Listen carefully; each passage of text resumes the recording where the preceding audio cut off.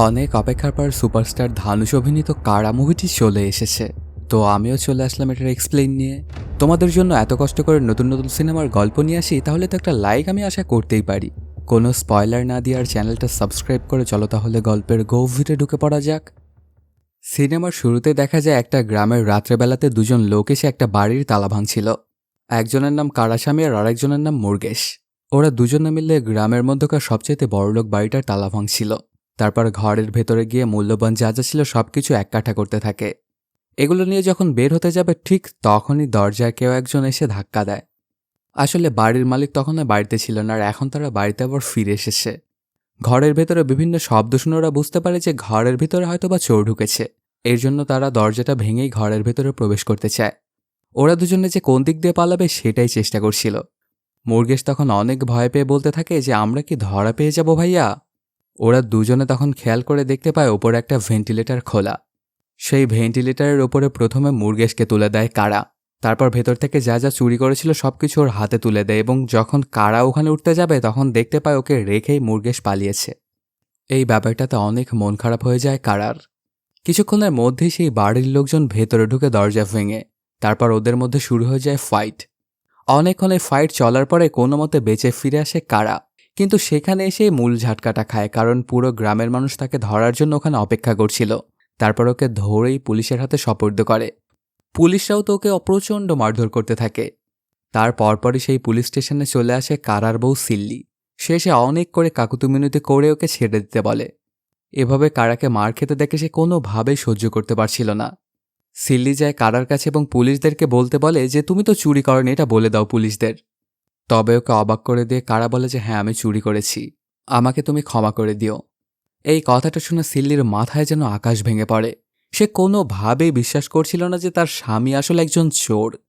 তখন কারা সিল্লিকে অনেক করে বোঝাতে থাকে যে তুমি বাসায় চলে যাও, তুমি আমার জন্য একদমই চিন্তা করো না, আমি সময় মতো বাড়িতে ফিরে আসব। এদিকে দেখা যায় পাশের থানায় সুরাজ নামের একজন ডিএসপি আছে। তার অল্প কিছুদিনের মধ্যেই রিটায়ার করবেন, কিন্তু জীবনে সে এখন পর্যন্ত বড় মাপের কেস একটাও সলভ করতে পারেনি। এই ব্যাপারগুলো চিন্তা করে ওর অনেকটাই মন খারাপ। সেসব চিন্তাভাবনা করতে থাকলে হঠাৎ করে ওর কাছে একটা কল আসে। সে জানতে পারে পাশের গ্রামে বড় মাপের একটা চুরি হয়েছে। তখন সে ভাবতে থাকে এই সুযোগটা কাজে লাগিয়ে অবসরে যাওয়ার আগে বড় মাপের একটা কেস সলভ করা যায়। তার পরপরই সে কমিশনারের সাথে দেখা করতে আসে এবং এই কেসটি সে যে হ্যান্ডেল করবে এটা তাকে জানায়। যেহেতু সুরাজও একজন বড় অফিসার ছিল, এর জন্য ওর কথা না করতে পারে না কমিশনার। তার পরপরই সুরাজ চলে আসে কারার কাছে। ওখানে গিয়েই সে সবকিছু প্ল্যান করতে থাকে যে কিভাবে সে কারাকে বড় মাপের একটা চুরির দায় দেবে। যে বাড়িটাতে কারা চুরি করতে গিয়েছিল সেখানে মাত্র কয়েক ভরি স্বর্ণ সে চুরি করেছিল। কিন্তু সুরাজ এখানে মিথ্যা একটা গল্প সাজায় আর মনে মনে ভাবতে থাকে যে 100 ভরি স্বর্ণ চুরি করার দায়টা দিবে কারার ঘাড়ে। আর এই চুরিটা যখন করছিল তখন সেই গিয়ে ওকে হাতে নাতে ধরেছিল। তারপর কারার কাছে গিয়ে ওর ব্যাপারটা জানায়। এই ব্যাপারটা শুনে তো অনেক বড় শক খেয়ে যায় কারা, আর বলতে থাকে স্যার আমি তো এতগুলো স্বর্ণ চুরি করিনি, তাহলে আপনি কেন মিথ্যা কথা বলছেন। ওর মুখে এমন কথা শুনে অনেক রাগান্বিত হয়ে যায় সুরাজ এবং ওকে মারধর করতে থাকে। তারপর বলতে থাকে তুই তো একজন চোর, তোকে আমি যা বলবো তোর তাই করতে হবে। আসলে পরদিনকার প্রেস কনফারেন্স থেকে ওর অনেক নাম ডাক হতে চলেছে। এটা ভেবেই অনেক খুশি হয়ে গিয়েছিল সুরাজ। সুরাজ যখন কারার সঙ্গে দেখা করতে এসেছিল তখন ওর হাত করাটাও খুলে দেওয়া হয়েছিল। এর জন্য সুযোগ বুঝেই সুরাজকে প্রচণ্ড মারধর করতে থাকে কারা। তারপর এক পর্যায়ে পুলিশ স্টেশনের লাইটগুলো বন্ধ করে দেয় এবং সেখান থেকে পালিয়ে যায় কারা। এরপর কেটে যায় 6টি মাস। কারা এখন সেই শহর ছেড়ে অন্য একটা শহরে চলে এসেছিল, আর এখানে একটা হোটেলে ওয়েটারের কাজ করছিল। এই শহরে এসে ওরা স্বামী বউ দুজনেই অনেক কষ্ট করছিল এবং দুজনেই এই একই হোটেলেই কাজ করত। কিছুক্ষণ পর হঠাৎই কারা তার বউয়ের কাছে যায় এবং বলতে থাকে আমি তো একজন চোর, তাহলে কেন তুমি আমাকে ফলো করে এখানে চলে এসেছো। তখন সিল্লি বলতে থাকে আপনি তো আমার স্বামী, আপনি যেখানে যাবেন আমার সেখানেই যেতে হবে। আপনার সঙ্গে আমি 7 জন্ম থাকার কসম খেয়েছি, এর জন্যই আমি আপনার সাথে সাথে এখানে চলে এসেছি। আর আমার এটা ভেবেই ভালো লাগছে যে আপনি শুধুমাত্র আমার কথা চিন্তা করে খারাপ কাজ ছেড়ে দিয়ে এখন ভালোভাবে জীবনযাপন করার চেষ্টা করছেন। ওরা দুজনে এই হোটেলে অনেক কাজকর্ম করলে ওদেরকে ঠিকমতো টাকা পয়সা দিত না হোটেল মালিক। মালিকের কাছে গিয়ে যখন ওরা বেতন বাড়ানোর কথা বলে তখন মালিক ওদেরকে বলে দেয় মাত্র তো 6 মাস হলো, আর 6টা মাস যাক, তারপর ভেবে দেখবো যে তোমাদের বেতনটা বাড়ানো যায় কিনা। এই হোটেলটাতে ওরা দুজনে কাজ করার পরেও ওদের জীবনটা খুব একটা ভালো চলছিল না, কারণ ওদের মজুরি ছিল একদমই কম। ওরা যে ঘরে থাকতো সেই ঘরটাও ছিল একদমই খারাপ। বৃষ্টির সময় ওদের চাল দিয়ে পানি পড়ত। এইসব দেখে আর একদমই যেন সহ্য করতে পারছিল না কারা। সে বলে এভাবে আর একদমই চলবে না। এবার মনে হচ্ছে আমাদের দুজনের মিলে একটা নতুন হোটেল খুলতে হবে, তাহলে যদি আমাদের জীবনটা একটু ভালো হয়। সিল্লি যদিও ওর এই কথাটা শুনে খুশি হয়, কিন্তু ও বলে যে এত টাকা আমরা কোথায় পাবো। অনেক চিন্তাভাবনা করে পরদিন সকালবেলা তোরা দুজনে চলে আসে পাশের একটা ব্যাংকে লোন নেওয়ার জন্য। কিন্তু ব্যাংক ম্যানেজার ওদের জানিয়ে দেয় যে কোনো সম্পদ ছাড়া তোমাকে কোনো লোন দেওয়া যাবে না। আসলে আমরা তোমাকে যে লোন দিব এটার তো একটা সিকিউরিটি প্রয়োজন, তাই না? তখন কারা সেই ম্যানেজারকে বলে গ্রামে আমার 24 বিঘার মতো জমি আছে, সেটার কাগজপাতি যদি আমি আনি তাহলে কি আমি লোনটা পাবো? এগুলো শুনে ম্যানেজার বলে যে হ্যাঁ, অবশ্যই আপনি পাবেন। পরদিন সকালবেলাতেই কারা বেরিয়ে পড়ে তার গ্রামের উদ্দেশ্যে। কয়েক ঘন্টার জার্নি শেষে এসেও পড়ে নিজের গ্রামে। সেখানে এসে প্রথমে ওর মামার সঙ্গে ওর দেখা হয়।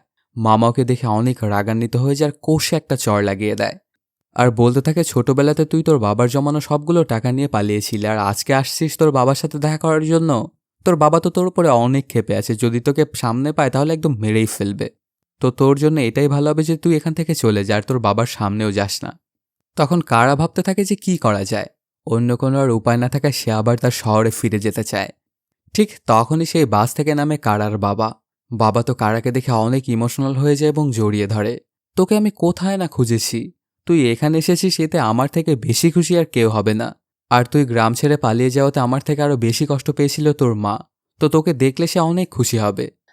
তারপর বাবার সাথে বাড়িতে চলে আসে কারা। ওর মা ওকে দেখে তো অনেক খুশি হয়ে যায় এবং খুশিতে কান্নাই করে ফেলে। বাবা মা নিজের ছেলেকে এত বছর পর আবার ফিরে পেয়ে যেন আবার নতুন করে বাঁচতে শিখেছে। কিন্তু এখানে কারা যে এসেছিল তার বাবার জমির দলিলগুলো নিতে, সেটা তো আর তাদেরকে বলতে পারছিল না। সেদিন বিকেলবেলাতেই কারাকে নিয়ে ওর বাবা চলে আসে ওদের জমিগুলো দেখানোর জন্য। ওদের জমিগুলোতে পানির কোনো ব্যবস্থা না থাকায় শুকে একদম চৌচির হয়ে গেছে। তারপর সেই জমির মধ্যে একটা পুরনো ট্রাক্টর দেখতে পায়। কারা তখন জিজ্ঞেস করে, বাবা এই ট্রাক্টরটা কার? বাবা তখন ওকে একটা দুঃখের সংবাদ দেয়। জানায় পার্শ্ববর্তী একটা ব্যাংক থেকে এসে জোর করে লোন দিয়ে আমাদেরকে এই ট্রাক্টরগুলো কিনে দিয়ে গেছে, আর সাথে আমাদের জমির দলিলগুলোও নিয়ে গেছে। এখন তো আবাদ ফসলও ঠিকঠাকভাবে হয় না। শুধু আমারই নয়, এই গ্রামের প্রত্যেকটা পরিবারের সঙ্গেই একই কাজ করেছে ব্যাংক কর্তৃপক্ষ। এখন আমাদের বেঁচে থাকাই জুলুম হয়ে গেছে। এই কথাটা শুনে মাথায় যেন আকাশ ভেঙে পড়ে কারার। কারণ সে তো এসেছিল জমির দলিলগুলো নেওয়ার জন্য, কিন্তু সেটা তো অন্য একটা ব্যাংকের কাছে আগে থেকেই রাখা হয়েছে। তখন কি করবে কিছুই বুঝে উঠতে পারছিল না কারা। এরপর সে চলে আসে পাশের গ্রামে একটা জায়গাতে এবং এই বন্ধক রাখা জমিগুলো বিক্রি করা যাবে কিনা এটা শুনতে চায়। তখন সেই লোকটাকে জানায় যে হ্যাঁ, এটা বিক্রি করা যাবে। তোমার এই 24 বিঘা জমির জন্য তুমি 10 লাখ টাকার মতো পেয়ে যাবে। এই কথাটা শুনে মনে মনে খুশি হয়ে যায় কারা এবং চলে আসে ওর বাবার কাছে। সেখানে এসে কারা বলে, বাবা আমি একটা বুদ্ধি পেয়েছি। এই জমিগুলো বিক্রি করে দিলে কেমন হয়? তাহলে ব্যাংকের লোনটা পরিশোধ করা পসিবল হবে। সাথে আমারও কিছু টাকার প্রয়োজন ছিল, সেটাও হয়ে যাবে। ছেলের মুখ থেকে এই কথাটা শোনার পরে অনেক কষ্ট পেয়ে যায় ওর বাবা। আর বলতে থাকে, আমি ভেবেছিলাম তুই হয়তো বা ভালো মানুষ হয়ে তারপরে গ্রামে এসেছিস, কিন্তু তুই তো একদম আগের মতোই আছিস, একটুও বদলাসনি। আমরা কৃষক মানুষ, আমাদের জমি হচ্ছে আমাদের সবকিছু। এই জন্য এই জমিটা আমি কোনোভাবেই বিক্রি করব না। এই ব্যাপারগুলো ঘটে যাওয়াতে বাবা ছেলের মধ্যে প্রচণ্ড বাকবিতণ্ডা হয়। এক পর্যায়ে বাবার ওপরে অনেক রাগ করে অনেক কথা শুনে সেখান থেকে চলে আসে কারা। কিছুক্ষণ পরেই দেখা যায় পোস্টম্যান একটা নোটিশ দিয়ে যায় ব্যাংকের। এই নোটিশটাতে জানা যায় ওরা যে লোনটা ঠিকঠাকভাবে পরিশোধ করেনি, এর জন্য ব্যাংক ওদের জমিটা নিলামে তুলতে যাচ্ছে। এই লোনগুলো পরিশোধ করার জন্য ওদের হাতে সময় আছে মাত্র 1 মাস। কিছুক্ষণের মধ্যেই নোটিশটা আবার কারাও দেখতে পায় এবং অনেক রাগান্বিত হয়ে চলে আসে বাবার কাছে। আর বলতে থাকে জমিটা বিক্রি করে দিলে কিন্তু এসব কোনো ঝামেলাই আর হতো না। তারপরেও বাবা এই জমিগুলো কোনোভাবেই বিক্রি করতে চাচ্ছিল না। এটাতে বাবাকে আরও অনেক করে কথা শুনে সেখান থেকে চলে আসে শহরে। রাত্রেবেলাতে বউকে এই সকল কাহিনীগুলোই খুলে বলতে থাকে কারা। তখন সিল্লিওকে অনেক করে বোঝায়, তোমার বাবা মা খুবই ভালো মানুষ। তুমি যে এত কাণ্ড করে গিয়েছো তারপরেও কিন্তু তোমাকে কিছুই বলেনি ওরা। ওনাদের এই বিপদের সময় আমাদের কিন্তু পাশে থাকা উচিত। বউয়ের এসব কথা শুনে নিজের যে ভুল হয়েছিল এটা বুঝতে পারে কারা। তারপর সে পণ করে বসে যে সে বাবার কাছে যাবে এবং বাবাকে সাহায্য করবে এই ব্যবস্থা থেকে উত্তরণ হওয়ার। ঠিক এ কারণেই পরদিন সকালবেলাতে সে এবং সিল্লি চলে আসে ওদের গ্রামে। সিল্লিকে দেখে মাকে বলে যে আমার বউ, একে আমি বিয়ে করেছি মা। নিজের ছেলের বউকে দেখে খানিকটা থতবত খেয়ে যায় মা। তারপর কার এবং তার বউ চলে আসে ঘরের মধ্যে ওর বাবার সঙ্গে দেখা করতে। দেখা যায় বাবা শুয়ে আসে অন্য দিক হয়ে। বাবাকে অনেক করে ডাকতে থাকলেও বাবা কোনো টু শব্দও করছিল না। প্রথমে তো কারা মনে করেছিল যে তার বাবা ওর উপরে হয়তো বা অভিমান করেছে, কিন্তু যখন গায়ে হাত দেয় তখন বুঝতে পারে যে বাবার এই পৃথিবীতে বেঁচে নেই। এই ব্যাপারটাতে পরিবারের সবাই তো কান্নায় ভেঙে পড়ে। আসলে তার এই জমিগুলো সে অনেক দিন ধরে রেখেছিল, কিন্তু এখন যে সেটা হাতছাড়া হয়ে যাচ্ছে এর জন্য তিনি কষ্ট পেয়ে গিয়েছিলেন, যেন তিনি হার্ট অ্যাটাক করে মারা গেছেন। আর কারাও নিজেকে মনে মনে দোষ দিচ্ছিল যে হয়তোবা সে টাকার কথা বলেছে বা তার জমিগুলো বিক্রি করতে চাইছিল, এর জন্যই হয়তোবা ওর বাবা মারা গিয়েছে। ওর বাবার অবশ্য একটা শেষ ইচ্ছা ছিল, ওর পূর্বপুরুষদেরকে যেখানে কবর দেওয়া হয়েছিল মারা যাওয়ার পরে যেন ওনাকেও সেখানেই কবর দেওয়া হয়। এর জন্য ওনার শেষ কার্যের সবকিছু সম্পন্ন করার পরে নিয়ে আসা হয় ওকে ওই জমিতে এবং কবর দেওয়ার ব্যবস্থা করা হয়। ওনাকে যখন কবরের মধ্যে ঢোকানো হবে ঠিক তখনই সেখানে চলে আসে ব্যাংকের লোকজন। তারপর এখানে এসেই বলতে থাকে এই জমি এখন ব্যাংকের দখলে, এখানে কাউকে দাফন করা যাবে না। এতে আরও অনেক বেশি কষ্ট পেয়ে যায় কারা। কি করবে সে কিছুই বুঝে উঠতে পারছিল না। তারপর এখানে যেহেতু কবর দেওয়া যাবে না এর জন্য তার বাবার লাশটা বাড়িতে ফিরিয়ে আনে। পরদিন সকালবেলাতেই কারা তার মামাকে সঙ্গে করে নিয়ে চলে আসে ওই ব্যাংকে। গিয়ে সেই ব্যাংকের ম্যানেজারের সঙ্গে কথা বলে। ওনার নাম জয়রাম। আসলে সাধারণ গরিব কৃষকদেরকে ওর জালে ফাঁসিয়ে তাদের নিঃস্ব করাই হচ্ছে ওর কাজ। আর এই ম্যানেজারের কারণেই গ্রামের লোকগুলোর এখন এই অবস্থা।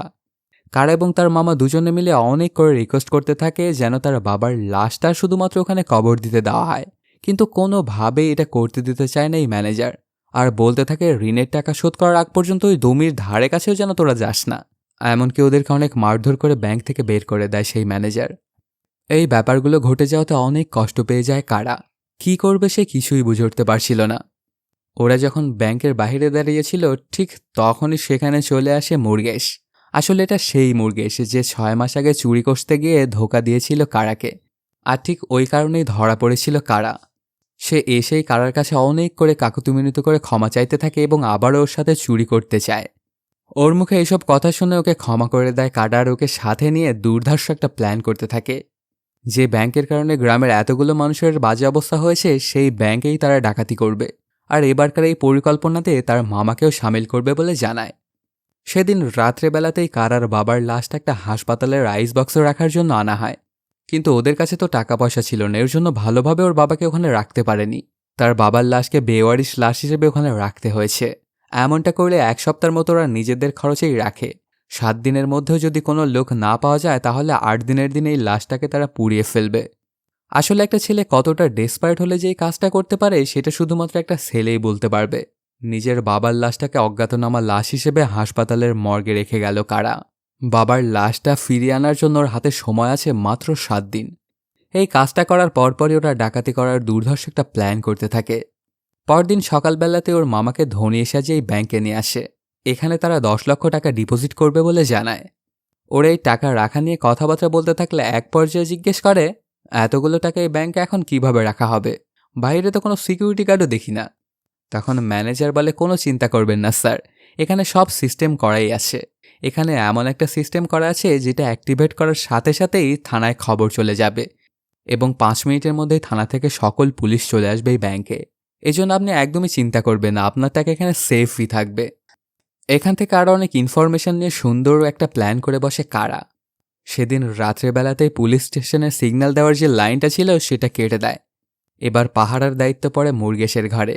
কারা এবং তার মামা মিলে সেই ব্যাংকের তালাটা ভেঙে তারপর ভেতরে ঢোকে। সেখানে গিয়ে খোঁজাখুঁজি করতে থাকে যে টাকা পয়সা কোথায় রেখেছে। অনেক খোঁজাখুঁজির পরেও এক কানা পয়সাও পায় না ওরা। তখন কারার আর বুঝতে বাকি থাকে না যে সব টাকা পয়সা ওরা ওই ভল্টের মধ্যেই রেখে গিয়েছে।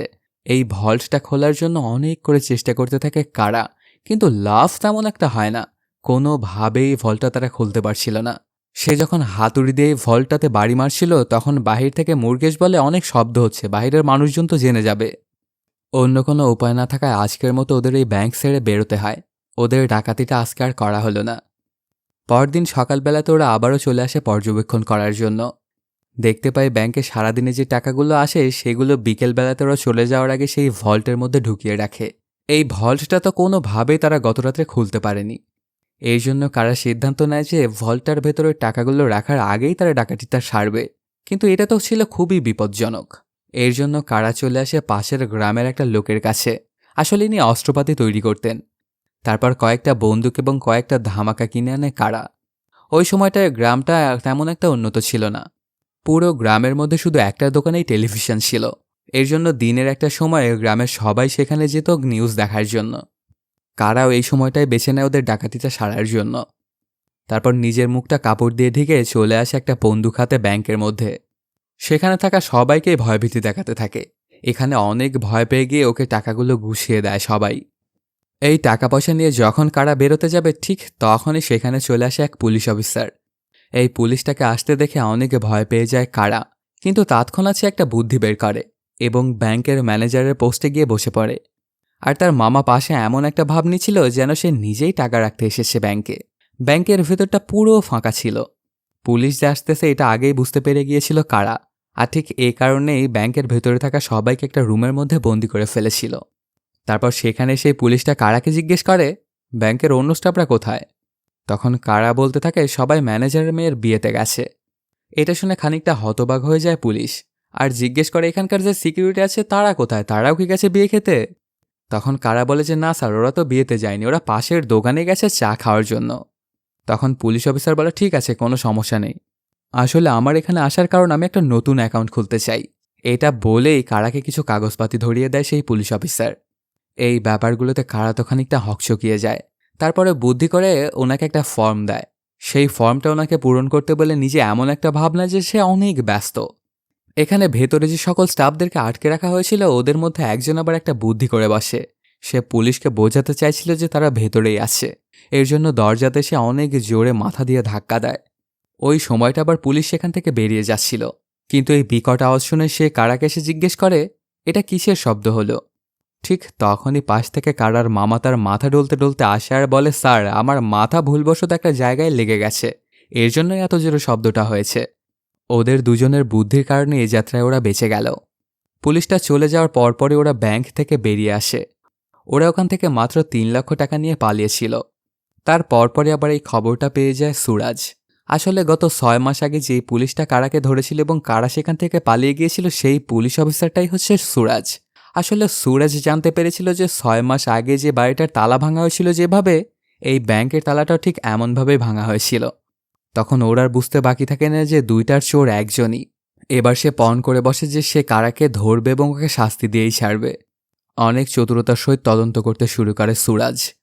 তারপর এক পর্যায়ে চলে আসে ব্যাংক এবং স্টাফদের থেকে শুনতে চায় সব কাহিনী বলার পরে ব্যাংক কর্তৃপক্ষ এটাও বলে যে ওদের ব্যাংক থেকে 5 লক্ষ টাকার মতো গায়েব হয়েছে, কিন্তু কারা তো নিয়েছিল মাত্র 3 লক্ষ টাকা, তাহলে এই বাকি 2 লক্ষ টাকা কে নিল? তখন জানা যায় ব্যাংকের ম্যানেজার ডাকাতির ঘটনাটা শোনার পরপরই একটা ভল্ট থেকে 2 লক্ষ টাকা সরিয়ে ফেলেছিল, আর এই টাকার দোষটা সে ওই চোরের ওপরই চাপিয়ে দিয়েছিল। এই 5 লক্ষ টাকার কথা শুনে সুরাজ বলে ব্যাংকে এত টাকা থাকা সত্ত্বেও ডাকাত কেন মাত্র 5 লক্ষ টাকা নিয়ে গেল? এর পেছনে হয়তোবা কোনো রহস্য রয়েছে। তারপর সেই ব্যাংক থেকে চুরি হওয়া টাকাগুলোর সিরিয়াল নাম্বারও চায় সুরাজ। এইসব কিছু ব্যবহার করে কারাকে ধরার একটা প্ল্যান করে। অন্যদিকে দেখা যায় সুরাজ এবং তার মামা চলে আসে ওই অন্য ব্যাংকটার ব্রাঞ্চে। তারা এখানে এসেছিল ওই টাকাগুলো জমা দিয়ে ওদের জমির দলিলগুলো সারিয়ে আনতে। আসলে ব্যাংক থেকে যে টাকাগুলো চুরি হয়েছিল ওগুলোর সিরিয়াল নাম্বার সকল ব্রাঞ্চেই দিয়ে দেওয়া হয়েছিল। তখন এখানে থাকা ক্যাশিয়ার কারার টাকাগুলোর সিরিয়াল নাম্বারের সাথে ওই দেওয়া সিরিয়ালগুলো মেলাতে থাকে, কিন্তু একটা টাকার সিরিয়াল নাম্বারও সেগুলোর সাথে মেলে না। এক রাতের মধ্যে কারা কিভাবে যেন সেই টাকাগুলোকে বদলে দিয়েছিল। কারা আগেই বুঝতে গিয়েছিল যে হয়তোবা এই নোটের সিরিয়াল নাম্বার দিয়েই পুলিশ তাকে ধরার চেষ্টা করবে, তাই টাকা চুরি করার পরপরই সে শহরের বড় এক দোকানদারের তালা ভেঙেছিল। সেখানে থাকা পুরনো নোটগুলো সে নিজের কাছে নিয়ে নেয় এবং নতুন নোটগুলো ওখানে রেখে দেয়।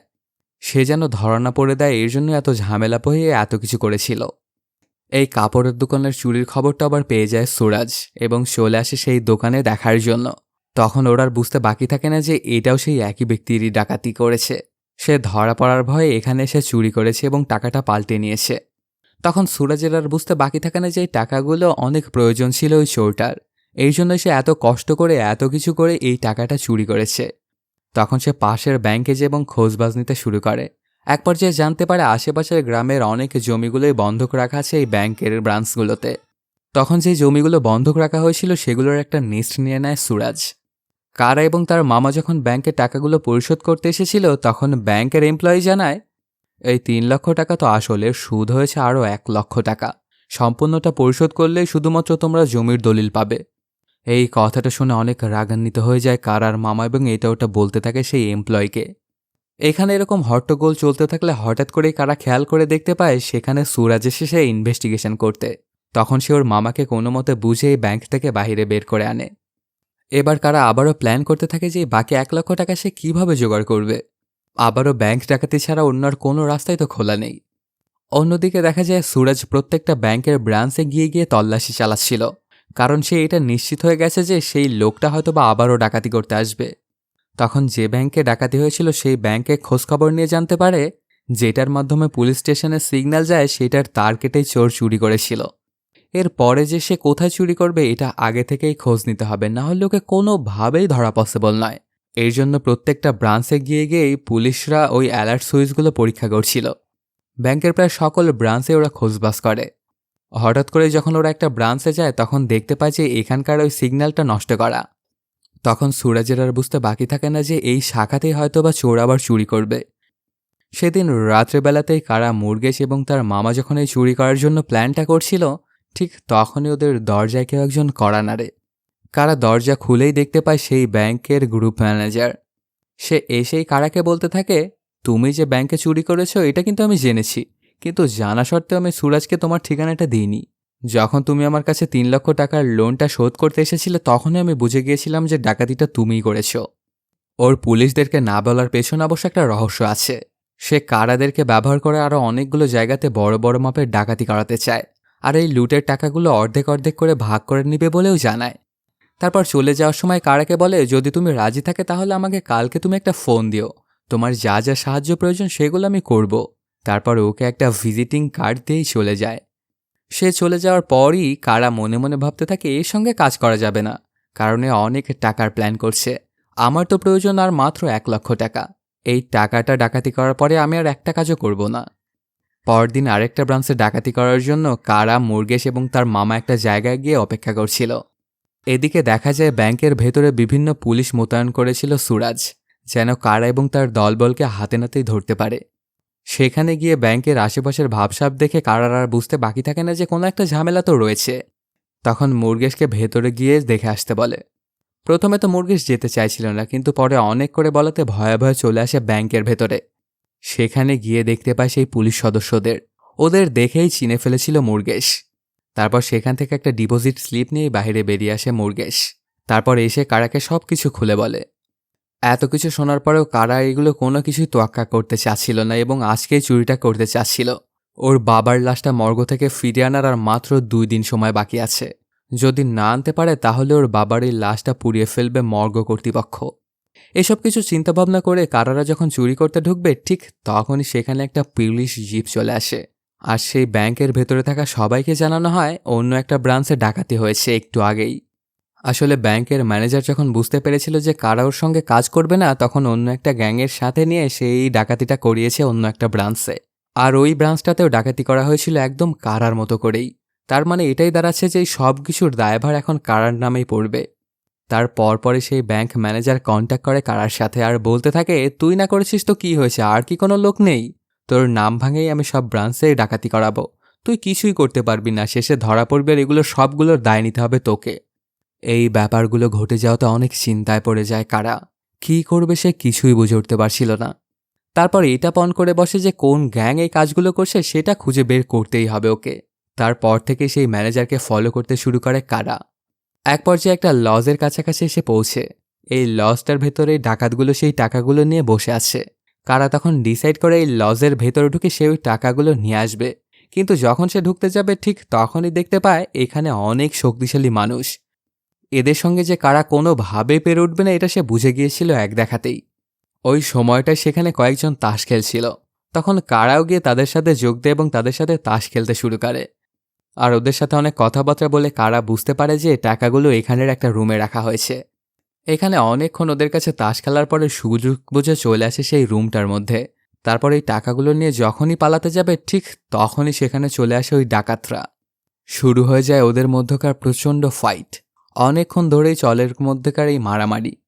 এক পর্যায়ে ডাকাতগুলোর মধ্যে একজন মুরগেশের পেটের মধ্যে একটা ছুরি ঢুকিয়ে দেয়। তারপর সেখান থেকে টাকার ব্যাগ নিয়ে ওরা পালিয়ে যায়। অনেক বাজে অবস্থা হয়ে যায় মুরগেশের।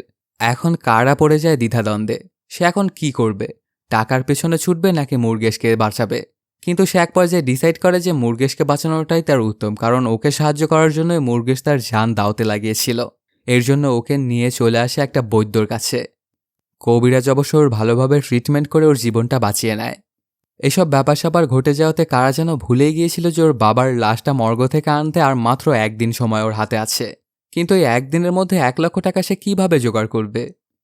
এসব চিন্তাভাবনা করতে করতে বাড়িতে ফিরে আসে কারা। বাড়িতে তো আগে থেকে আরেকটা ঝামেলা হয়ে গিয়েছিল। সিল্লি তো জেনে গিয়েছিল যে কারা আবারও চুরি করছে। এটা সে তার মামার থেকে শুনেছিল। সিল্লি অনেক কথা শোনাতে থাকে কারাকে। এত কিছু শুনে কারা বলতে থাকে, আমি তো শপথ করেছিলাম যে আমি আর কোনো দিনও চুরি করব না, কিন্তু পরিস্থিতিটা এমন হয়ে গেল যে আমাকে চুরিটা করতেই হলো। প্লিজ তুমি একটাবার আমাকে বোঝার চেষ্টা করো। এরপর দুজনে অনেক ইমোশনাল কথাবার্তাও বলতে থাকে। তারপর সিল্লি বুঝতে পারে যে কারা আসলেই অনেক প্রয়োজন ছিল, এর জন্য ওকে চুরিটা করতে হয়েছে। তখন সে কারাকে বলতে থাকে, তোমার যা ভালো লেগেছে সেটা তুমি করেই ফেলেছ, তবে এখানে যদি আর আমরা একটু অপেক্ষা করি তাহলে হয়তোবা পুলিশের সাথে তুমি ধরা পড়বে। তো চলো এর আগেই আমরা এই শহর ছেড়ে পালাই। কান্না করতে করতে দুজন দুজনকে জড়িয়ে ধরে। তখন কারা সিল্লিকে বলে, আমি এখান থেকে কিভাবে যাই বলো? আমার বাবার জীবনের শেষ ইচ্ছা ছিল তার পূর্বপুরুষদের সঙ্গে যেন তাকে মাটি দেওয়া হয়, আর আমার মাকে তো এই বুঝতে দিয়ে আমার বাবার লাশটাকে আমি মর্গে পাঠিয়েছিলাম। এখন যদি জমির কাগজপত্র না আনতে পারি তাহলে তো বাবাকে ওই জমিতে আমি কবর দিতে পারবো না। আমি মায়ের কাছে কি জবাব দিব বলো? এসব কিছু ছেড়ে আমি এখান থেকে কিভাবে চলে যাই? তখন সিল্লা আবার অবশ্য ওকে ইমোশনাল কথাবার্তা বলে। আচ্ছা ধরেই নাও যে তুমি চুরিটা করতে সক্ষম হলে, তারপর তোমার বাবার জমিটাও তুমি সারিয়ে নিলে আর তোমার বাবাকে সেখানেই কবর দিলে, কিন্তু কোনো না কোনোভাবে তো তুমি ধরা পড়ে যাবেই পুলিশের হাতে।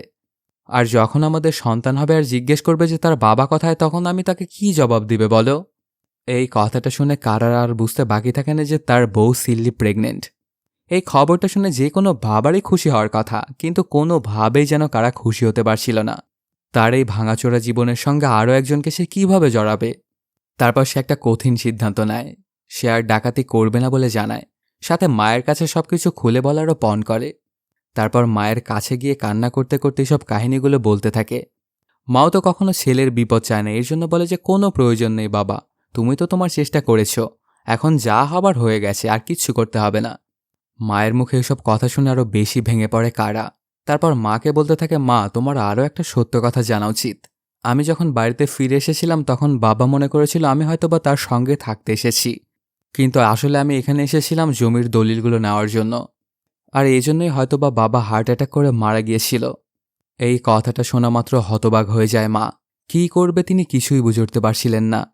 তারপরেও কারা তো তার ছেলে, এর জন্য তাকে মাফ করে দেয় এবং তার বাবার লাশটাকে বাড়িতে নিয়ে আসতে বলে। এর জন্য বাবার লাশটা নেওয়ার জন্য মর্গের দিকে যেতে থাকে কারা। কারা এবং তার মামা যখন মর্গে যাচ্ছিল তখন সেই কবিরাজের বাড়িতে আগে যায় যেখানে মুরগেশকে রাখা হয়েছিল। সেই কবিরাজটা আবার দেশে অস্ত্রশস্ত্রও বানাতো। ওদের পাশের গ্রামে একটা শুটিং চলছিল, সেখানের জন্য বড় একটা তলোয়ারের অর্ডার দেওয়া হয়েছিল সেই কবিরাজকে। আর যেহেতু কারারা ওই দিক দিয়ে যাবে, এর জন্য কারাকে সেই তলোয়ারটা নিয়ে গিয়ে সেখানে রেখে আসতে বলে। তারপর কবিরাজের থেকে সেই তলোয়ারটা নিয়ে চলে আসে ওই শুটিং স্পটে এবং ওই তলোয়ারটা ওদের হাতে তুলে দেয়। ওখান থেকে কারারা যখন চলে যাবে তখন কারা একটা কথা শুনতে পায়। এই শুটিংয়ের জন্য 5,00,000 টাকার প্রয়োজন, এই জন্য ব্যাংক থেকে টাকাটা উঠিয়ে আনা হবে। এই কথাটা শোনা মাত্রই কারার মধ্যে থাকা সেই আগের চোরটা যেন জেগে ওঠে। তখন কারা একটা প্ল্যান করে বসে আর ব্যাংক থেকে যে 5,00,000 টাকা আসবে সেখান থেকে সে 1,00,000 টাকা ছিনিয়ে নেবে বলে পণ করে। তারপর গিয়ে যেদিক দিয়ে ওই গাড়িটা আসবে সেখানেই পাশে একটা রাস্তার পাশে দাঁড়িয়ে পড়ে। যখন সেই প্রোডাকশনের গাড়িটা টাকা নিয়ে আসতেছিল তখন ওই গাড়িটার সামনে যে এবং বন্দুক দিয়ে ভয় দেখায়। তারপর সেই 5,00,000 টাকার মধ্যে থেকে মাত্র 1,00,000 টাকা নিয়ে পালিয়ে যায় কারা। টাকাটা গাড়িতে রেখে সেই গাড়িটা নিয়ে যখন মর্গের দিকে যাচ্ছিল ঠিক তখনই ওদের গাড়ির একটা সমস্যা হয়। গাড়িতে পানি দিতে হবে। পানিটা নেওয়ার জন্য পাশে থাকা একটা ছোট্ট বাড়িতে যায় কারা। দেখতে পায় সেই বাড়িতে একটা বৃদ্ধ লোক রয়েছে। আসলে এই লোকটা ছিল কারার বাবার খুবই ঘনিষ্ঠ বন্ধু। ইনার অবস্থা দেখে কারা বুঝতে পারে যে পুরো গ্রামের অবস্থা তার বাবার মতোই হয়েছে। আসলে ব্যাংক সবার সঙ্গেই ঝামেলা করেছে। গ্রামের সবারই জমির দলিলগুলো ব্যাংকের কাছে বন্ধক রাখা। কারা তখন মনে মনে ভাবতে থাকে যে কি করা যায়, আমার বাবা বেঁচে থাকলে কি করতো। তখন সে মনে মনে ভাবে যে বাবা বেঁচে থাকলে হয়তোবা এটা নিয়ে একটা কমপ্লেন করতো এবং গ্রামের মানুষদেরকে নিয়ে একসাথে লড়তো। আর কারা তো তার বাবার থেকে একদমই অপোজিট। সে শুধু নিজের চিন্তাটাই করেছে এবং নিজের জমিটা বাঁচানোর জন্য ব্যাংক ডাকাতি করেছে। অথচ এই পুরো গ্রামটাই তাদের জমিজাতি সবকিছু হারানোর পথে। এসব চিন্তাভাবনা করে কারার মনটা পরিবর্তিত হতে থাকে। সিদ্ধান্ত নেয় আমি এবার আর নিজের জন্য লড়ব না, গ্রামের সবার জমি আমি সারিয়ে তারপরেই দম নিব। এরপর থেকে কারা শুরু করে সেই ব্যাংকের প্রত্যেকটা ব্রাঞ্চগুলোতে ডাকাতি করা। একের পর এক একটা ব্রাঞ্চে ডাকাতি করতে থাকে কারা। লক্ষ লক্ষ টাকা সেখান থেকে নিয়ে এসে গ্রামের মাঝে বিলিয়ে দিতে থাকে। এইসব ব্যাপার স্যাপার জেনে তো সুরাজের মাথায় যেন আকাশ ভেঙে পড়ে। কি করবে আর কিভাবে ধরবে এই ডাকাতকে সে, কিছুই যেন বুঝে উঠতে পারছিল না সুরাজ। রিসেন্টলি কারা যেই ব্যাংকগুলোতে ডাকাতি করেছিল এগুলো সবার অ্যানালাইসিস করে সুরাজ বুঝতে পারে যে এর পরে কারা কোন ব্রাঞ্চে হামলা করতে যাচ্ছে। আর সেখানে তার সকল পুলিশদেরকে নিয়ে এবার ওকে হাতে নাতে ধরতে চায়। তখন সুরাজ জয়রামকে রিকোয়েস্ট করে সেই ব্রাঞ্চে ওদের সাথে যাওয়ার জন্য। আসলে সুরাজ যে ব্রাঞ্চটা চিন্তা করেছিল ওই ব্রাঞ্চে তো ডাকাতি করছিল জয়রামের ভাড়া করা সেই ডাকাতগুলো। সেখানে যদি জয়রাম যায় তাহলে তো হয়তোবা সেও ধরা পড়ে যাবে। কিন্তু বড় পুলিশ অফিসারের কথা তো সে কোনোভাবেই ফেলতে পারে না। এর জন্য সে চলে আসে সুরাজের সঙ্গে সেই ব্রাঞ্চটাতে। তারপর পুলিশদের সঙ্গে ব্যাংকের ভেতরে গিয়ে ঢোকে। ডাকাতগুলো যখন সেখানে জয়রামকে দেখতে পায় তখন বলতে থাকে, স্যার আপনি এখানে কেন এসেছেন? আর পুলিশরাও কি এখন আমাদের সাথে হয়ে গেছে নাকি? তখন সুরাজের আর বুঝতে বাকি থাকে না যে জয়রামই আসলে এগুলো করাচ্ছে, আর এগুলোই সেই ডাকাত যারা এতগুলো ডাকাতি করেছে। এরপরও ওদের মুখ থেকে শোনার জন্য সুরাজ একজনকে গুলি করে। তারপর সেখানে থাকা বাকি সবাই মিলে বলতে থাকে যে জয়রামই হচ্ছে ওদেরকে ভাড়া করেছিল এই ডাকাতিগুলো করার জন্য। সেই লোকগুলোই কথাগুলো বলার পরপরই জয়রাম সেখান থেকে পালাতে যায়। দৌড়াতে থাকে রাস্তার ওপর দিয়ে। সে যখন রাস্তার ওপর দিয়ে দৌড়াচ্ছিল ঠিক তখনই সেখানে দ্রুতবেগে একটা ট্রাক্টর এসে তাকে চাপা দিয়ে দেয়। অনেক বাজে অবস্থা হয়ে যায় জয়রামের। তারপর সে কষ্টে ছটফট করতে করতে সুরাজকে বলে, স্যার আপনি আমাকে একবার বাঁচিয়ে নিন, আপনাকে আমি অনেক তথ্য দিয়ে সাহায্য করব, সাথে আমি যে টাকা কামিয়েছি এটার অর্ধেক ভাগও আপনাকে আমি দিব। এই কথাগুলো শুনে সুরাজ ওকে হাসপাতালে নিয়ে আসে। ওর ট্রিটমেন্ট হওয়ার পর এখন খানিকটা সুস্থ হয়ে গেছে জয়রাম। তখন জয়রাম সুরাজকে সকল বিষয় খুলে বলতে থাকে। আসলে প্রথম ডাকাতি যে কারা করেছিল এটাও জানায় ওকে। কারার বাড়ি কোথায় এবং ওর সাথে কে কে আছে সবকিছুই খুলে বলে জয়রাম। এইসব কিছু শোনার পরে ওর ওপরে অনেক রাগান্বিত হয়ে যায় সুরাজ, আর ওখানেই তার মাস্কটা খুলে গিয়ে তাকে এখানেই মেরে ফেলে। হাসপাতাল থেকে জয়রামকে মেরে সুরাজ আবার যেতে থাকে তার থানার উদ্দেশ্যে। ঠিক তখনই ওর কাছে একটা ফোন আসে এবং জানতে পারে একটা ব্যাংকের একটা ব্রাঞ্চে ইমার্জেন্সি হয়ে পড়েছে। সেখানে অনেকগুলো মানুষ ভিড় করেছে। এর পরপরই তাড়াহুড়ো করে সেই ব্রাঞ্চটার সামনে চলে আসে সুরাজ। তারপর সে এসে দেখতে পায় ব্যাংক ডাকাতির টাকাগুলো সেইখানকার সাধারণ মানুষের কাছে বিলিয়ে দেওয়া হয়েছে। আর সেই টাকাগুলো নিয়ে এই মানুষগুলো দল বেঁধে ব্যাংকে চলে এসেছে সেই টাকা ফেরত দিয়ে তাদের জমির দলিলগুলো নিতে। এগুলো দেখে সুরাজ ওখানে থাকা সবাইকে বলতে থাকে, এগুলো তো ডাকাতির টাকা। কিন্তু সাধারণ লোকজন বলে যে না, এগুলো ডাকাতি করা টাকা কেন হবে, এগুলো তো আমাদের টাকা, আমাদের নিজস্ব টাকা দিয়ে আমরা আমাদের জমিগুলো ফেরত নিতে এসেছি। এগুলো শুনে আর সুরাজের কিছুই করার ছিল না, কারণ এতগুলো মানুষকে তো সে আর ডাকাত বলে আখ্যায়িত দিতে পারত না। আসলে ব্যাংক থেকে টাকা ডাকাতি করে সুরাজ সেই টাকাগুলো বিলিয়ে দিয়েছিল গ্রামবাসীদের মধ্যে। তাদের জমির দলিলের সাথে সাথে সে নিজের দলিলটা উঠিয়ে নেয়। এই ব্যাপারগুলোতে গ্রামের মানুষগুলো তো কারার উপরে অনেক খুশি। এদিকে দেখা যায় নিজের বাবার শেষ ইচ্ছা অনুযায়ী তার বাবাকে ওই জমিতে নিয়ে এসে দাফন করে।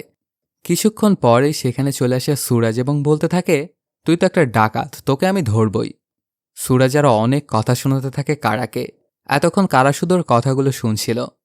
তারপর সুরাজের বন্দুকটা কেড়ে নেয় এবং সুরাজের মাথায় ঠেকিয়ে বলতে থাকে, স্যার আপনি বলেন তো কোনটা চুরি?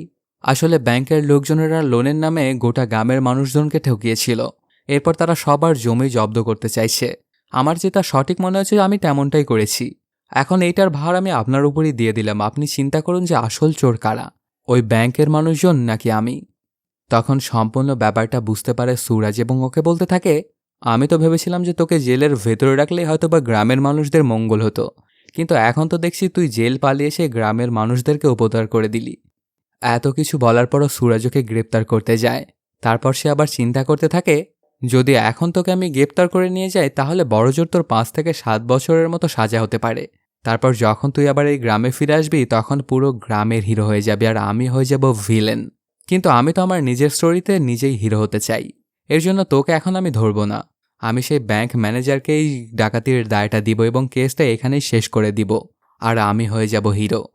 তবে একটা শেষ কথা তুই শুনে রাখ, এর পরে যদি তোকে আমি কোনোদিন যদি আর ডাকাতি করতে দেখি তাহলে কিন্তু তোকে খুঁজে বের করে ধরে লকআপে ভরব।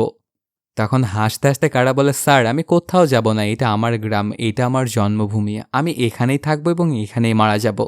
আপনার যখন ইচ্ছা আপনি আমার গ্রামে চলে আসবেন, তাহলেই আমাকে খুঁজে পাবেন। আসলে কারা ডিসাইড করে নিয়েছিল যে সে তার বাবার জমিগুলো এখন থেকে চাষাবাদ করবে এবং এই গ্রামেই বসবাস করবে। আর এর মাধ্যমেই শেষ হয়ে যায় সিনেমাটি। তো বন্ধুরা, কেমন লাগলো আজকের এই এক্সপ্লেনটি জানাতে কমেন্ট করো। আর যদি এখনও চ্যানেলটা সাবস্ক্রাইব না করে থাকো তাড়াতাড়ি সাবস্ক্রাইব করে নাও। দেখা হচ্ছে নতুন কোনো ভিডিওতে। Till then, সায়োনারা।